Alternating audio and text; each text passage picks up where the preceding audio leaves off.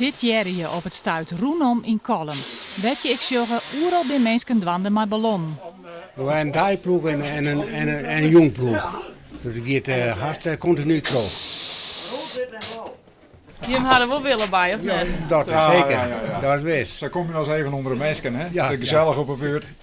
En, En we hebben een gezellige buurt, hè? we hebben een gezellige buurt. Ja.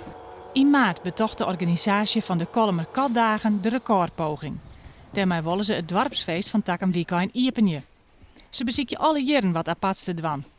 Een van de leden kwam op het idee om een wereldrecord del te zetten. We proberen het hele dorp in dit verhaal mee te lopen.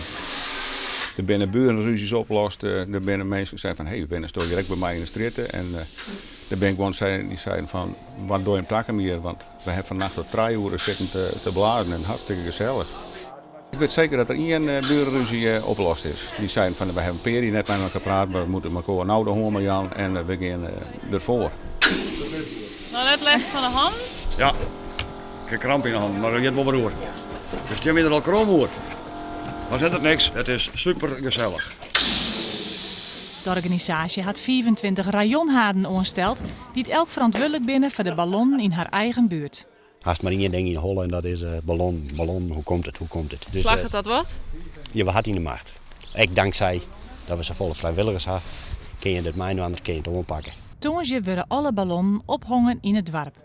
En de jongens komt er een jurydel om te meten of er een nieuw record is.